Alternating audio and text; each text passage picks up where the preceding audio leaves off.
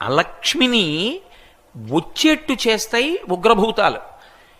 అవి రాకుండా ఒకవేళ ధర్మపత్ని కూడా ఓ సూర్యోదయానికి ముందర లేచి తీయలేకపోయిందనుకోండి, వాటిని ఇంట్లోకి రాకుండా ఆపగలిగింది ఎవరో తెలుసా? తులసి కోట ఒక్కటే. తులసి కోట ఉందనుకోండి రావు. ఇక తులసి కనపడిందా వెళ్ళిపోతాయి అవి. తులసి లక్ష్మీస్వరూపిణి. అందుకే తులసి ఉన్న ఇంట్లోకి ప్రవేశించవు. కాబట్టే పూర్వం ఎప్పుడైనా సరే రాజద్వారం దగ్గర నిలబడితే లోపల ముందు తులసి కోట కనపడేటట్టుగా పెట్టేవారు. తలుపు ఇలా తీశారనుకోండి, వాటి దృష్టి ఎదురుగుండా ఉన్న వాటి దృష్టి తులసి కోట మీద పడుతుంది. అంత పెద్ద తులసి కోట ఉండేది లోపల. ఆ తులసి కోట కానీ ఎదురుగుండా ఉందనుకోండి, మీరు లోపలికి రావాలంటే ముందు తులసి కోట చూస్తే తప్ప ఇంకోటి కనపడదనుకోండి. లోపలికి వచ్చే ముందు ఉగ్రభూత ప్రవేశం ఉండదు. ఆ ఇంట శక్తి నిలబడుతుంది.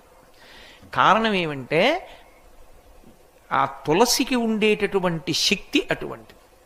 కాబట్టి ఆ తులసి గురించి చెప్తూ ఒక మాట అంటారు. ఆమె కళ్యాణి అని ఆవిడికి పేరు. కళ్యాణి అంటే సమస్త శుభములనిస్తుంది తులసి చెట్టు. అలాగే సమస్త భద్రములనిస్తుంది తులసి చెట్టు. అందుకే ఇప్పటికీ ప్రాణోత్క్రమణం అయిపోతోంది, ఆయనంతా ఆయన తులసి కోట దగ్గరికి వెళ్ళకపోతే కనీసం తులసి నీళ్లు పొయ్యండి అని తులసి నీళ్లు పోస్తారు. ఇంకొక నీళ్లు పొయ్యరు, తులసి నీళ్లు పోస్తారు. అలా మట్టి తినడానికి అధికారం ఉన్నది, పత్రం తినడానికి అధికారం ఉన్నవి రెండే.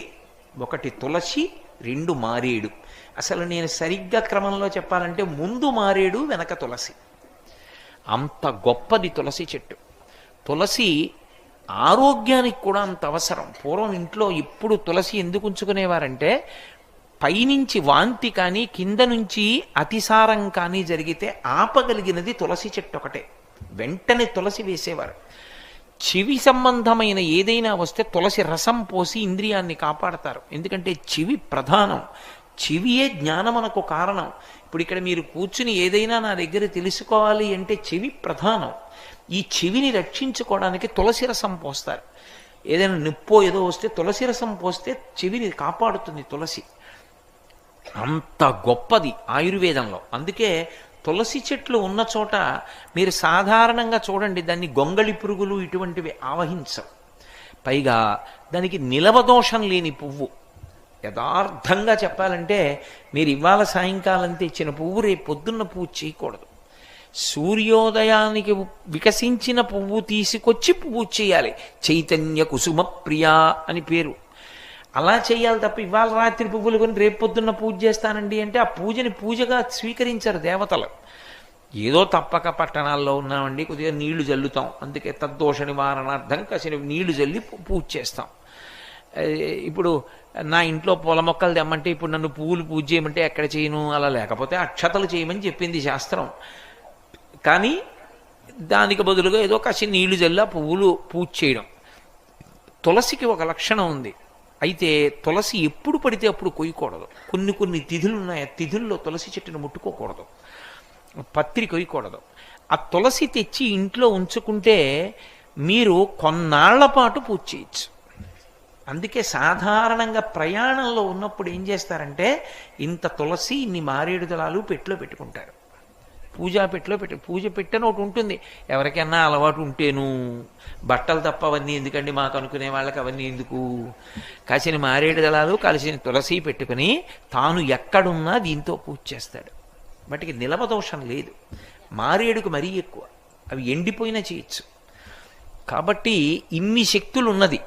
అందుకే నమస్తులసి కళ్యాణి, నమో విష్ణు ప్రియే శుభే, నమో మోక్ష ప్రదే దేవి, నమః సంపత్ ప్రదాయకే. ఈ శ్లోకం చెప్పి నీళ్లు పొయ్యాలి తులసి కోటలో.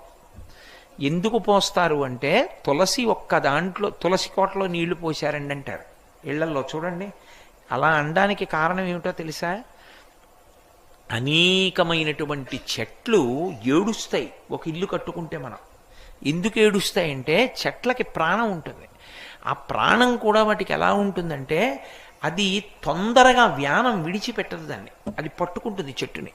అందుకే పెద్ద పెద్ద చెట్లని కొడితే పూజ చేయకపోతే అక్కడ ప్రమాదాలు జరుగుతూ ఉంటాయి.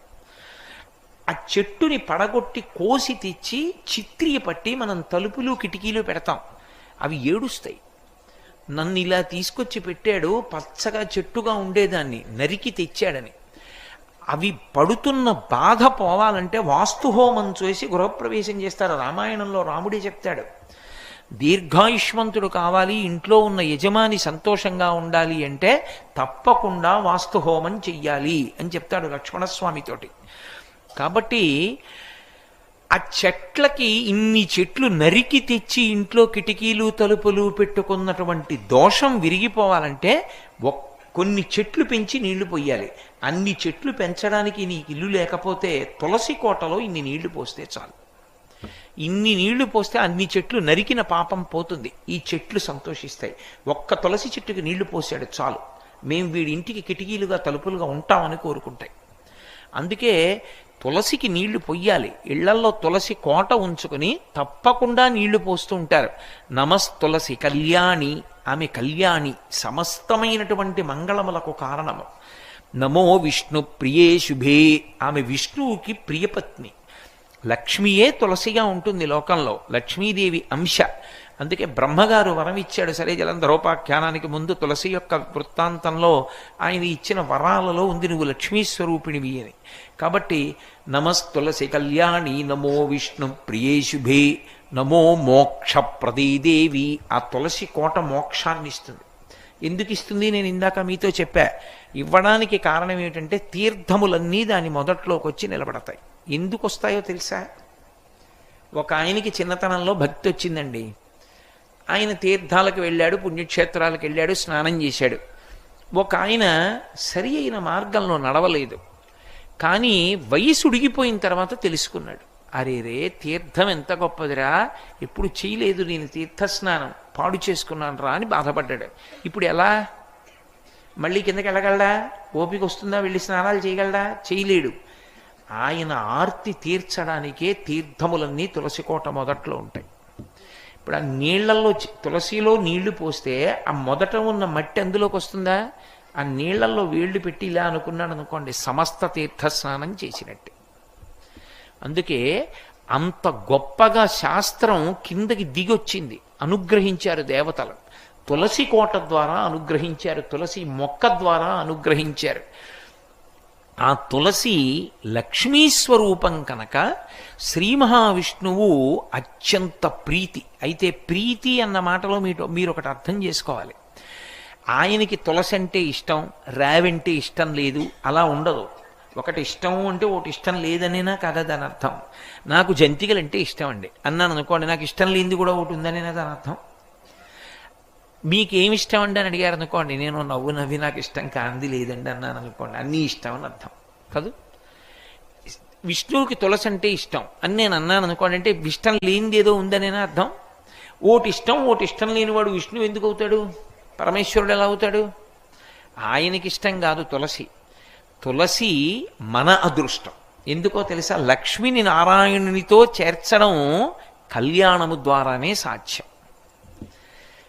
లక్ష్మిని నారాయణుడి పక్కకి చేర్చాలనుకోండి, ఎలా? కళ్యాణం చేయాలి, అవునా? లక్ష్మీనారాయణ కళ్యాణం చేస్తే లక్ష్మిని నారాయణుడి పక్కకి సమంత్రకంగా చేరుస్తారు. జీవుడు బ్రహ్మముతో ఐక్యము పొందినట్టు. కళ్యాణం వేరు, వివాహం వేరు. చాలా మందికి వచ్చేటటువంటి పనికిమాలిన సందేహం ఏమిటంటే, భగవంతుడికి ఎందుకంటే నీ పెళ్ళిళ్ళు అంటుంటారు. అది పెళ్ళి కాదు, అది కళ్యాణము. నేను పెళ్లి చేసుకున్నప్పుడు నా శుభలేఖ మీద కళ్యాణ శుభలేఖ అని వేసుకోకూడదు, అది వివాహ శుభలేఖ. నేను ఎత్తుకున్నది వివాహము. వివాహము అంటే విశిష్టమైనటువంటి పరమేశ్వరుణ్ణి పొందడానికి నేను ఆశ్రమం మారాను, బ్రహ్మచర్యం నుంచి గృహస్థాశ్రమంలోకి వెడుతున్నాను. అందుకని అది వివాహం. పరమేశ్వరుడిది వివాహం కాదు, కళ్యాణం. కళ్యాణం కాబట్టే అమ్మవారి వైపు నుంచి చెప్పాలి తప్ప అయ్యవారి వైపు నుంచి చెప్పకూడదు కళ్యాణాన్ని. ఎప్పుడు రామ కళ్యాణం చేస్తున్నామండి అనరు, సీతా కళ్యాణం చేస్తున్నామంటారు. నేను మొన్న మీతో అన్నాను కదా, శ్రీ. అందుకే అమ్మవారితో ఉన్న స్వామిని ఉపాసన చేయాలి. జీవబ్రహ్మైక్య సిద్ధికి అమ్మవారు లేకపోతే కళ్యాణం ఎలా చేస్తారు నాకు చెప్పండి? ఎలా కుదురుతుంది కళ్యాణం చేయడం? కుదరదు, కళ్యాణం చేయలేరు మీరు. అమ్మవారిని అయ్యవారితో చేరుస్తారు. అందుకే సీతా కళ్యాణం, రుక్మిణీ కళ్యాణం, పార్వతీ కళ్యాణం, పద్మావతీ కళ్యాణం అంటాం తప్ప శివ కళ్యాణం, రామ కళ్యాణం, కృష్ణ కళ్యాణం అనరు. అమ్మవారు అయ్యవారి వైపుకి ఎడుతుందంటే జీవుడు బ్రహ్మముతో కలుస్తాడు. జీవ బ్రహ్మైక్య సిద్ధికి కళ్యాణం అని పేరు. ఎన్ని జన్మలకైనా కోరుకోవలసింది ఏదంటే జీవ బ్రహ్మైక్య సిద్ధి. అదే జ్ఞానము, అదే మోక్షము. అది మనుష్య జన్మ యొక్క చిట్ట చివరి ప్రయోజనము, మొదటి ప్రయోజనము, మధ్య ప్రయోజనము, పరిపూర్ణ ప్రయోజనము. అందుకే కళ్యాణాలు తరచుగా చేస్తుంటారు.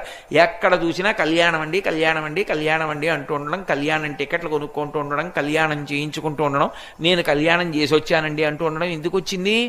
కళ్యాణమే జీవితంలో అత్యంత ప్రధానమైనటువంటి అంశము. అందుకే మీరు ఉత్సవాలు ఎన్ని చెయ్యండి, చిట్ట చివర దేంతో ముగించాలంటే శాంతికర కళ్యాణంతో ముగిస్తారు. శాంతికర కళ్యాణము అంటారు. వీళ్ళిద్దరూ కలుసుకున్నటువంటి శుభవేళ లోకము భయములను పోగొట్టుకొనుగాక, అందరూ శాంతి పొందెదరుగాక. ఆ శాంతికి కారణం జీవబ్రహ్మైక్య సిద్ధి. అయ్యవారు అమ్మవారు కలిసి కూర్చున్నట్లుగా మనం దర్శనం చేయడం. ఇది సాధించడానికి రోజూ మీరు ఇంట్లో కళ్యాణం చెయ్యగలరా? చెయ్యలేరు. తులసి లక్ష్మి కనుక తులసి దళాన్ని పట్టుకెళ్ళి విష్ణుమూర్తి యొక్క పాదముల యందు ఉంచారనుకోండి, అయిపోయింది కళ్యాణం. మీరు కళ్యాణం చేసినట్టు. అందుకు ప్రీతి ఆయనకి కాదు, ప్రీతి మనం అదృష్టవంతులం. ఎలా అదృష్టవంతులం?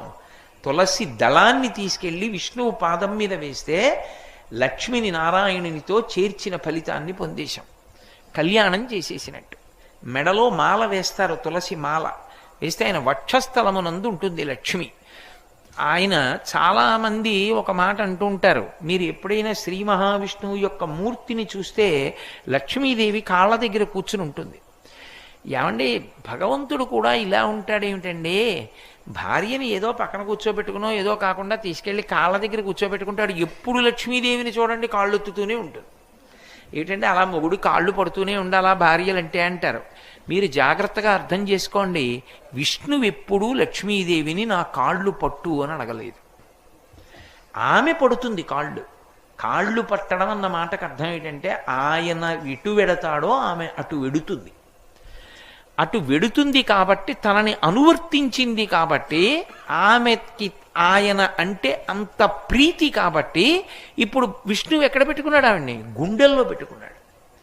లక్ష్మీం క్షీరసముద్రరాజతనయాం శ్రీరంగధామేశ్వరీం.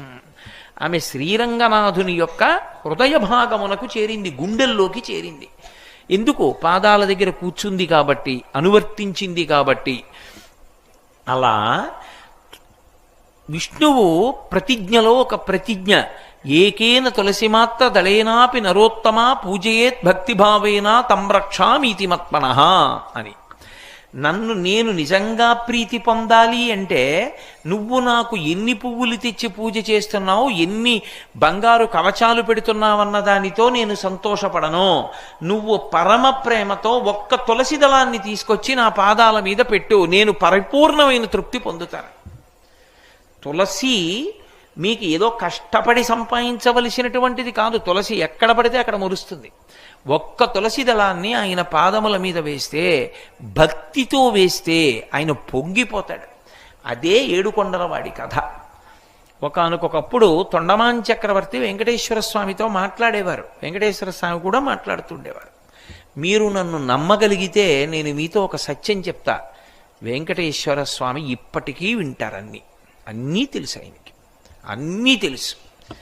ఎవరిని కొండ మీదకి రానివ్వాలో తెలుసు, ఎవరిని రానివ్వకూడదో తెలుసు. ఎవరు తనకి పరమభక్తుడో తెలుసు, ఎవరు భక్తుడు కాడో తెలుసు. నేను మీకు ఇంకా సత్యం చెప్పాలంటే ఆయనకి అభిషేకం చేసి స్నానం చేశాక ఇప్పటికీ చెమట పడుతుంది. ఆ చెమట తుడుస్తారు బట్టతోటి. ఆ తుడిచిన బట్ట వాసన చూస్తే సువాసనలు వస్తాయి. మొన్ననే నేను వెంకటాచలం వెళ్ళినప్పుడు ఆయన ఒళ్ళు తుడిచిన బట్ట కళ్ళజోడు తీసేయమని నా కళ్ళ మీద పెట్టారు. పెడితే నాకు 1.5 సేపు చల్లతనం వదలలేదు కళ్ళని పట్టుకుని. అంత సువాసనలు వస్తుంది. దివ్యమూర్తి. ఇప్పటికీ ఆరాధన చేసే పెద్దలను అడగండి, వెంకటేశ్వర స్వామి వారిని ముట్టుకున్నప్పుడు పసిపిల్లవాడి శరీరం ముట్టుకున్నంత మెత్తగా తగులుతూ ఉంటుంది అని చెప్తారు. అది విగ్రహం కాదు. నకృతం దైవసంఘైశ్చ నకృతం విశ్వకర్మణ స్వేచ్ఛయా క్రీడతే తత్ర ఇచ్ఛారూపం విరాజిత. మహానుభావుడైన ఆయన మాట్లాడాడు చాలా కాలం. తొండమాన్ చక్రవర్తితో మాట్లాడేవాడు.